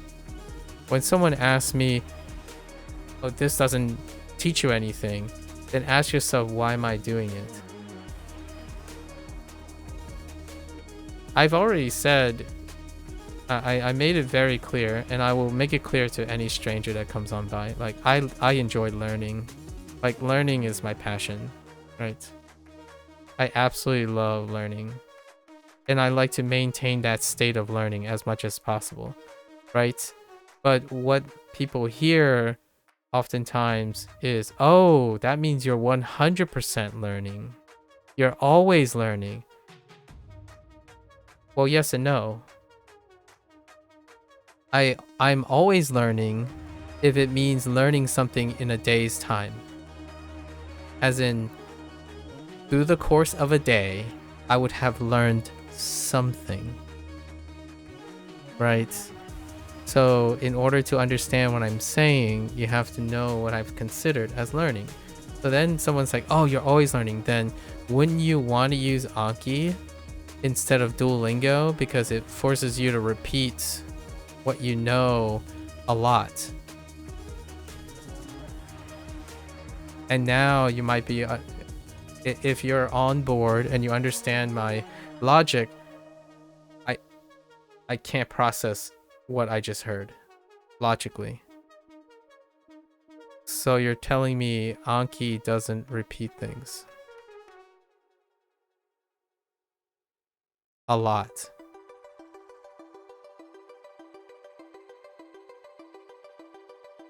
Now you might be thinking, no, of course it doesn't, because if you keep getting it right, it will repeat it less.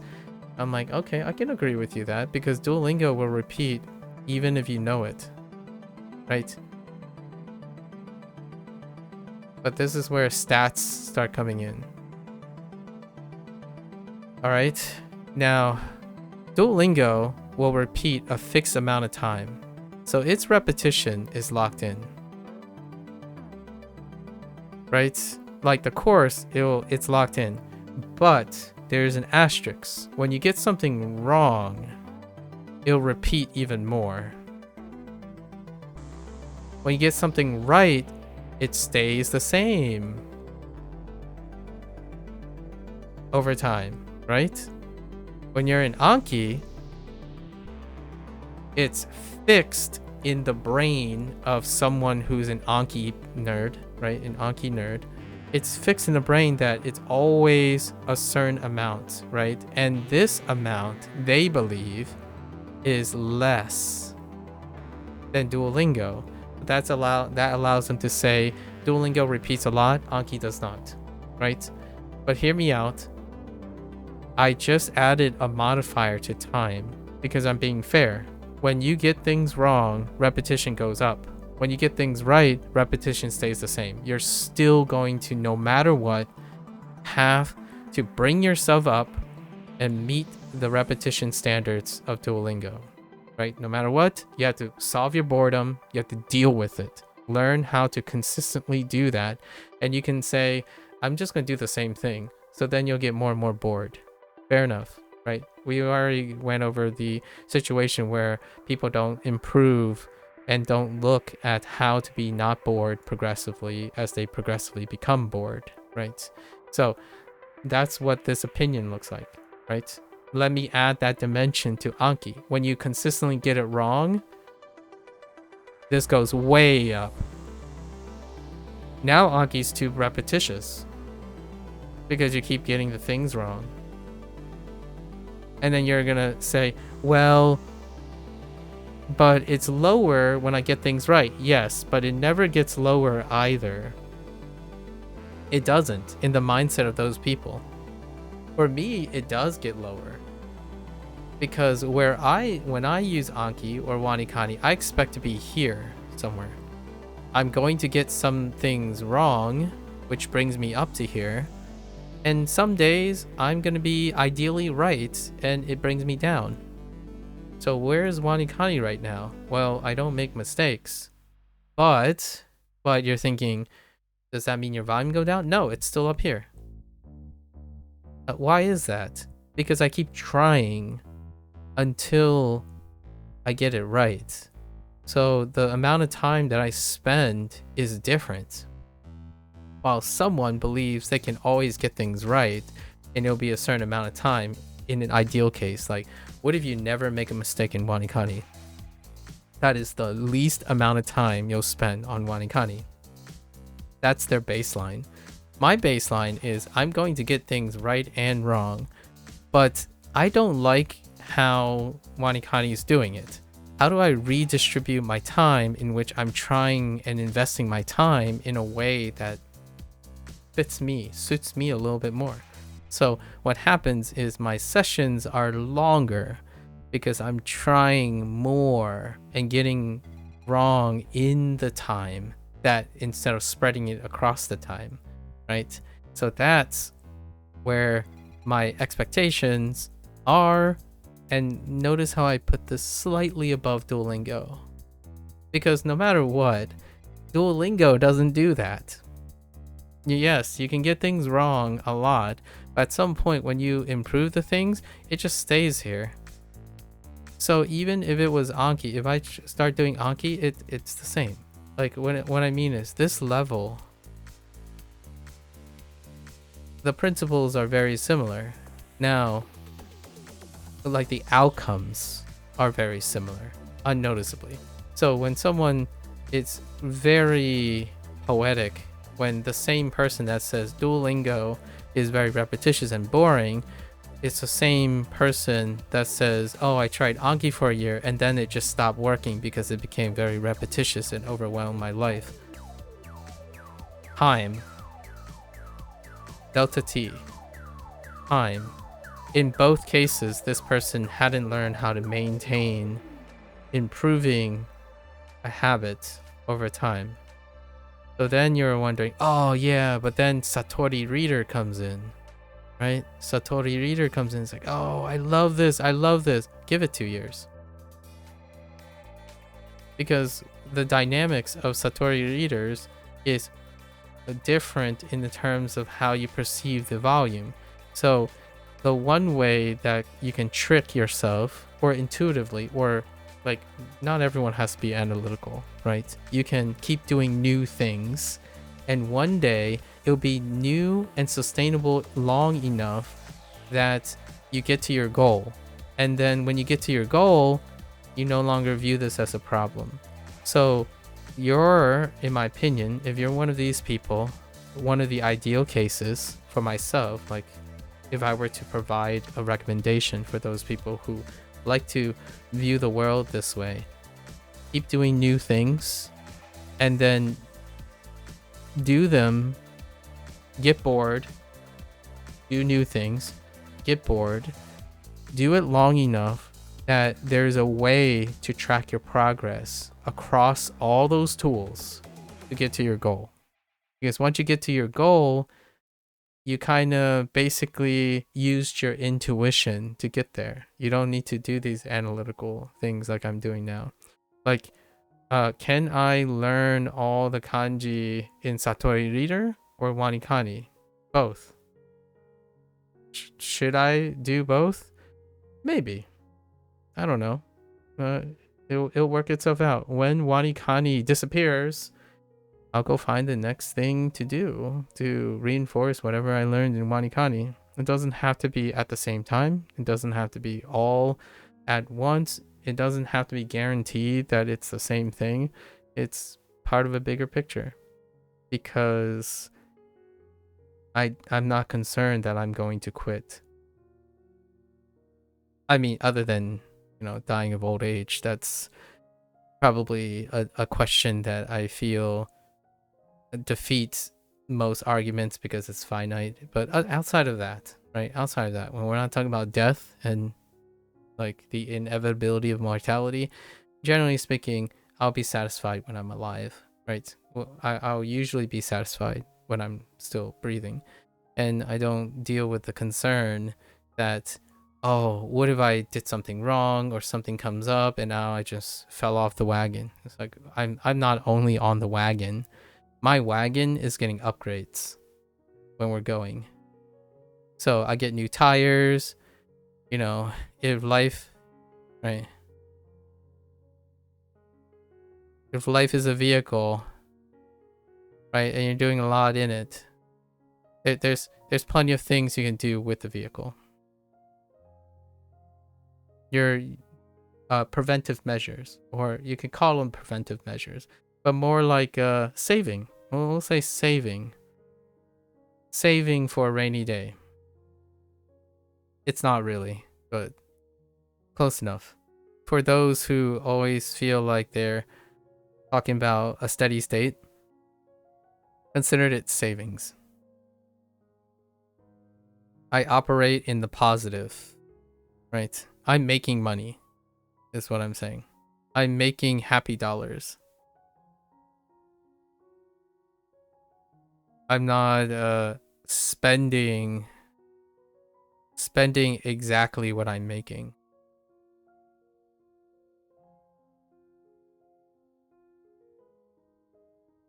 And I think lots of people do. They spend exactly what they're making. If you feel 100%, you try to do that same 100% for the rest of your life. But that 100% in magnitude doesn't change at all. Like if you can do one job, then your life is for that one job. I typically will be like, well, can I do this job better? Because I want to do another job, 0.2 jobs. Or I reinvest, right? I reinvest. And the job that I used to do, well, I'm doing it better. So I'm actually doing more than what I used to do, right? And someday you're going to get old, you know, things are going to happen and it can decrease, you know, bad days. But guess what? Over time, even on bad days, you'll do better than what you originally did. And that's what language is. Language learning is like this to me. A year and a half ago, I wouldn't be able to say more than 30 minutes regarding these characters. Today, if you paid me by the hour, I will fill every single hour of the day with just these characters. Challenge accepted if you want. Feel free. But there are plenty of things to talk about on these characters. And I don't even have to use Japanese to talk about them, right? Some people are like, oh, but you're sacrificing your Japanese fluency. Yes, but I'm also gaining the retention of all of these characters. So money is where money is invested. And when I mean by money, I usually say happy dollars. Because people don't view their skills as money. They don't view their habits as sources of production, you know, productive sources, or their habits as skills. In fact, the one deep cut that I want to leave in the end of the day is when people look at habits, they don't see the same thing as skills a lot of times. So like, okay, you love Roblox. Can you improve on your habit in Roblox? Can you improve your habits on Fortnite? Neverwinter, for example, I played Neverwinter over 11 years now, across 11 years. Its 12th anniversary is coming up soon. I think it's its 12th anniversary. Jubilee, it's in the summer. So it's in the month of June is when they celebrate their 12th anniversary. And I saw the patch notes and stuff that said is coming again. Yesterday I made a reflection, and those stuff, they're different. They change over time. Like, yes, mechanically it could be me doing the same thing, the daily and weeklies, but I try my darndest to make it different, better, even streamline, manage my time, right? Despite doing the same thing for over 12 years, it doesn't look like what I was doing 12 years ago. It could be different. It could be worse. You know, it could be worse. It could be better. Ultimately, in the last couple of Neverwinters, it's worse. So what do I fill the extra time that I liberated? I fill it with everything else that I'm doing now.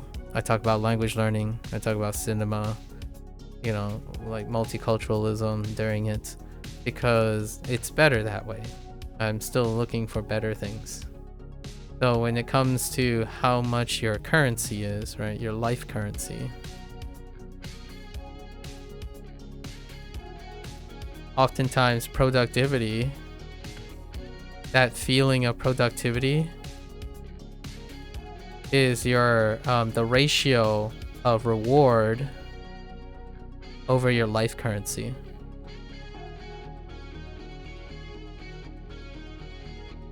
And as productivity increases, the reward per life currency goes up. Right. So how much are you doing this? This is the productivity. I do it as a ratio in order to like give a little bit of a internet spin. So for me, I'm constantly pushing productivity. And pushing productivity means that either the reward goes up, which is luck, in my opinion, a lot of times, but we'll put in like 30% mindset. Luck, what is luck? People like it.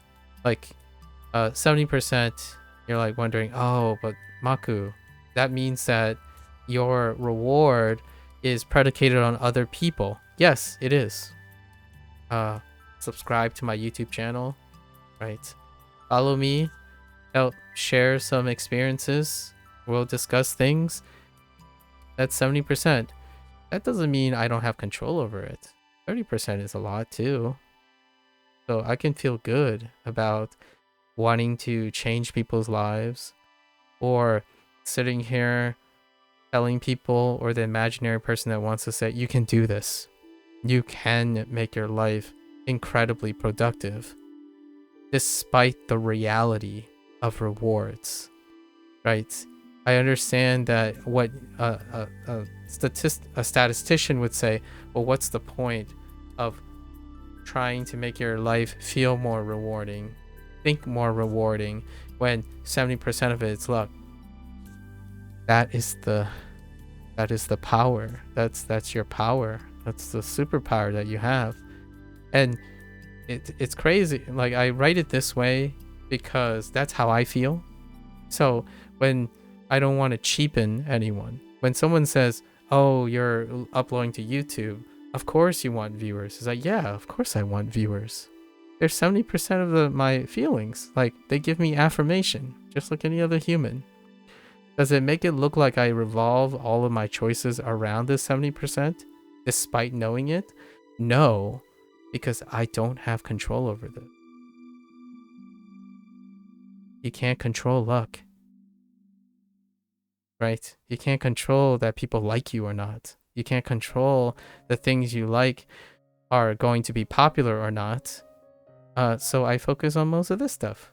And then when luck comes along and someone says, dude, I want to sponsor you, like, we have the same like minority mindset and stuff, let's band together and work together. It's like, all right, let's talk, let's give it a shot, right? That's when luck happens, and that's fine. You can spend your entire life trying to worry about things that you don't have control over, or you do. And then the one that you do have, your life currency, after you're born, I understand. We can partial. When you're born, you have a specific life currency, right? But throughout your life, you have 100%. Near 100% control of your life currency. Right. All right. I'm a little crazy about this. I don't want to use, we'll say 70% control. And 30% is when life slowly throws things at you, right? Your life currency. Like, your happiness gets drained by things that are inevitable. Getting old, having people drift apart. But the life currency, the total amount of your life currency, the summation of how you can gain more life currency, right? You have control or waste. You choose a lot of times when to use up outside of these 30%, in my opinion. I feel like the sense of control is great. Like, there are things that make people smile when they just stand there for 15 seconds staring at the tree. That breathes life currency. Now, reward and life currency are like two kind of overlapping things sometimes, but this is where I feel that whole feeling of productivity. And productivity can also mean like fulfillment. It can be associated with fulfillment. That's where we go. I don't know where I'm going with this. I can keep going, but I like, this is probably a fairly good place. To increase productivity is to know how to do things that improves reward, your perception of reward, and then welcome and accept opportunities whenever luck throws you some rewards. And then life currency is a thing you have to maintain and or even produce even more of if you're able to. What is that life currency that I usually refer to? It's happy dollars. My streams become longer, my digressions become longer because I have more energy. And where does that energy come from sometimes? Most of it comes from me, and 30% of it comes from, that person that is also part of the 70% when it comes to reward. I get rewarded by the privilege of meeting people or having some anonymous person say they like something that I did, and they don't have to reveal themselves. That's sufficient. These things are fantastic, but they're not necessary. And then these things are fantastic, but also not necessary. My life continues to be productive because I'm constantly trying to reinvest and generate more life currency, while also seizing reward that are within my control.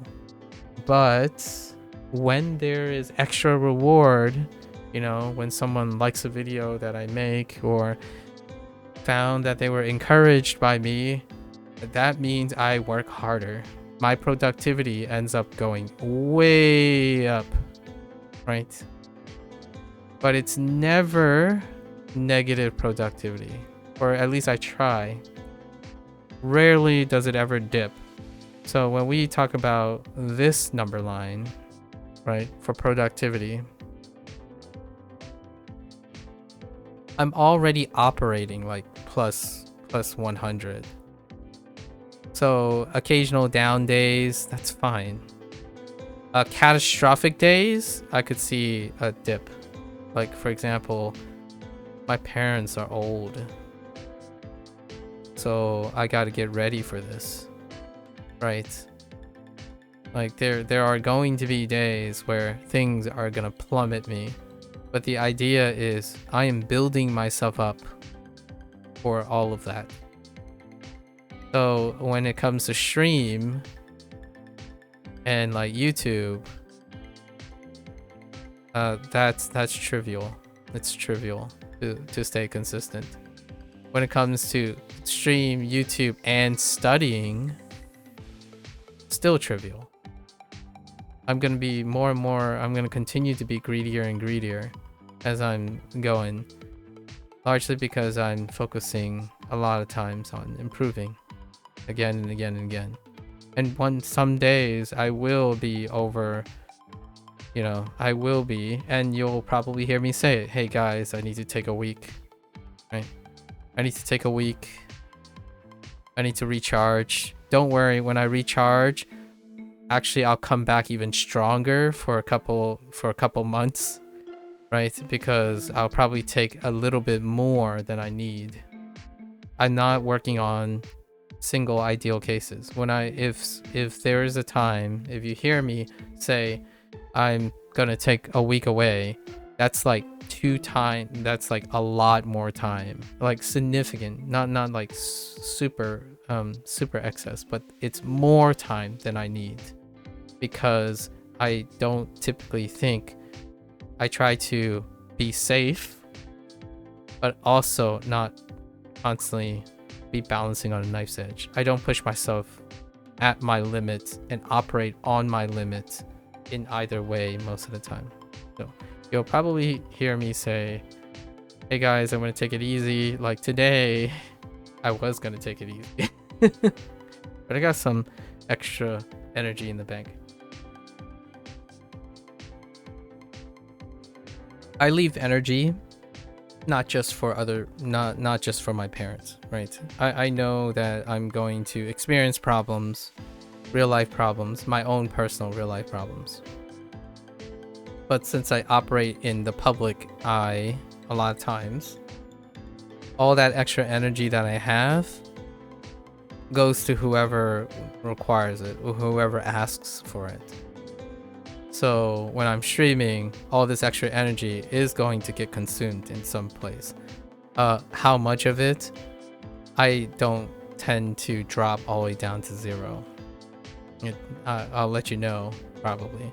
So the most like aggressive bad day on stream doesn't cause me to tap out, because it doesn't. Like, I literally didn't tap out, so that's a great way to talk about it. I choose to stop though. I know when to stop, and that requires discipline, which people don't have, in my opinion. Most people don't have discipline regarding that. Like, what's your threshold? I stop when my voice gives out, but that doesn't mean the rest of my body gives out. I stop. Hard stop is the voice situation, and even then I can push way past that limit, right? I could injure myself intentionally. I could push so hard that I know that I'm going to be injured, but I'm not going to, right?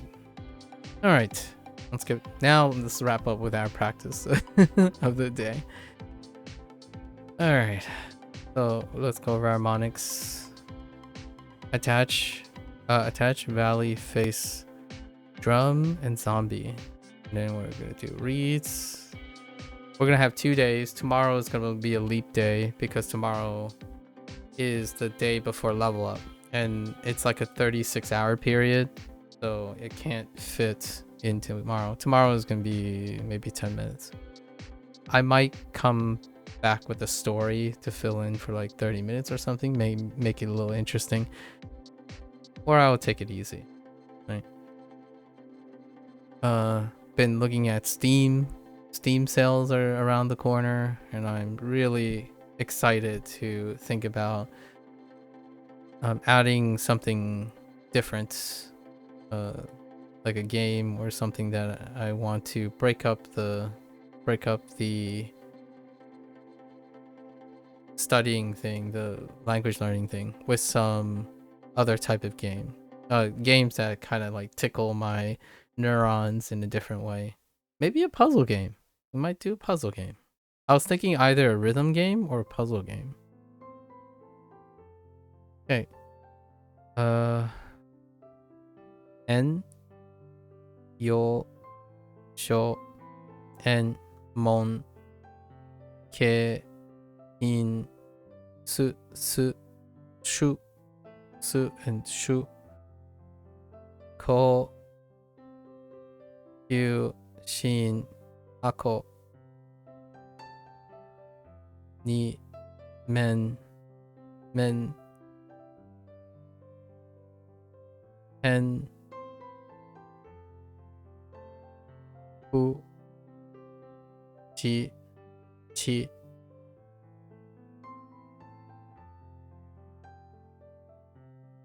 yoku wara e ji an and oh wait, I think I screwed this up. Oh no, this is Ben. Sorry, Ben is that, yeah, Ben. Se ryu du sho ken ki son zon sen bo jo ki an. Right. Piece of cake for now. We'll see what happens in a week from now. Alright folks, that's a wrap for WaniKani today. If you're gonna watch this later, arigatou gozaimasu. As always, you're free to follow along, ask a question. I'll try to answer them to the best of my ability. Right. Feel free to share your thoughts. I'd love to hear a great story, exchange some ideas, promote multiculturalism, and maybe intellectual exploration, which was what I spent the last maybe an hour and a half talking about, right? And so for those who are only interested in WaniKani, minasan mata ne. See you all next time. I am gonna get up, stretch around, go to the bathroom, and I'll be back for Hanzo Hero. Thank you.